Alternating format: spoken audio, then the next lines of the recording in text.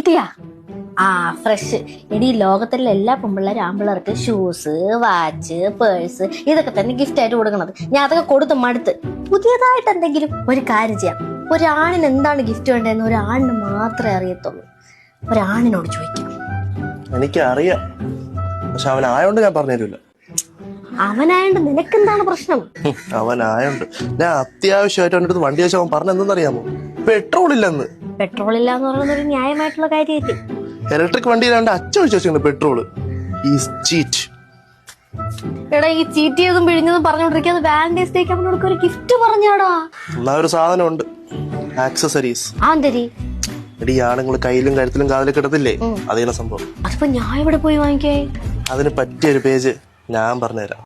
അവൻ പറഞ്ഞത് ഇൻസ്റ്റഗ്രാമിലെ the men thing എന്ന് പറഞ്ഞ പേജ് ആട്ടോ. അങ്ങനെ ഞാൻ ഓർഡർ ചെയ്തപ്പോൾ ഈ ക്യൂട്ട് പൗച്ചിലാണ് ഓരോ ആക്സസറീസും വന്നത്. 4 സെറ്റ് ബ്രേസ്ലെറ്റും പിന്നെ ഒരു ചെയിനും പിന്നെ ഒരു ചെയിൻ വിത്ത് റിംഗും ആണ് ഞാൻ ഓർഡർ ചെയ്തത്. ഇതൊരു വാലന്റൈൻസ് ഡേ ഗിഫ്റ്റ് ആയിട്ട് കിട്ടിയപ്പോൾ പുള്ളിക്കാരന് ഹാപ്പി. എന്നെ പോലെ തന്നെ പാർട്ട്നേഴ്സിന് വാലന്റൈൻസ് ഡേക്ക് എന്ത് ഗിഫ്റ്റ് കൊടുക്കുമെന്ന് ആലോചിച്ചിരിക്കുന്നവർക്ക് ഇതൊരു പെർഫെക്റ്റ് ഓപ്ഷൻ ആയിരിക്കും. അപ്പൊ പേജ് മറക്കണ്ട, ദ മെൻ തിങ്.